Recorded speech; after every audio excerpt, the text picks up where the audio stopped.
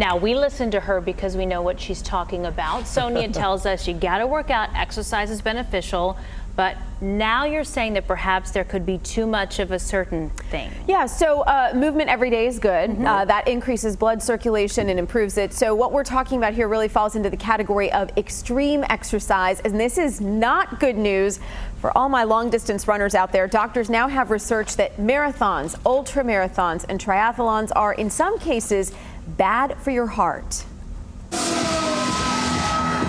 The popularity of marathoning has really taken off. In the 1970s, about 70,000 people in the U.S. could say they completed 26.2 miles.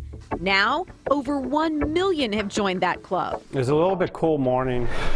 Dwayne Pickens is one of those people. He's finished 3 marathons and at age 63 was part of a work team relay race at last year's Dallas Marathon. My particular leg was 5.2 miles.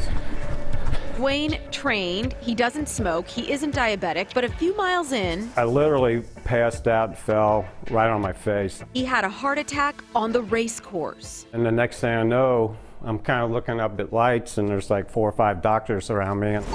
Why is this happening to seemingly fit people? There can be too much exercise. Cardiologist Peter McCullough. 4 hours, 8 hours, 12 hours of continuous exercise poses a risk to the heart. The problem, he explains, boils down to scarring on the heart muscle. We know that about 25% of individuals who finish a marathon have blood test abnormalities showing heart injury. So for that 25% of endurance athletes, old, young, men, women, fit or not, studies show repetitive long-distance races over time can strain the right chambers of the heart.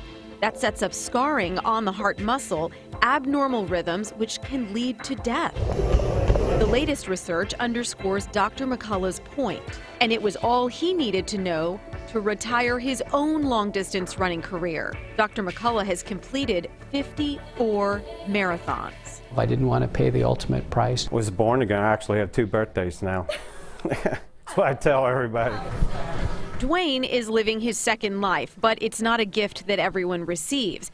His message echoes what doctors suggest to anyone planning to lace up to race. Talk to your doctor and get screened. All right, so here's what you want to do. See a cardiologist to have at least an EKG done. Also get a physical exam, and for my serious or elite athletes, you want to go in for what's called a cardiac MRI to see if there's already scars that have started forming on your heart muscle. All right, so if you have scarring, if it's determined you have it, is it permanent? Is this something that is fleeting? I mean, what do we know about that? Okay, so when you're talking about the scarring from a heart attack, yes, that is permanent, so you can't really do much about that. But scarring from the type of exercise that we're talking about here is not. The most recent research suggests that if you sort of alter your training patterns and the type of racing that you do, your heart can physically change.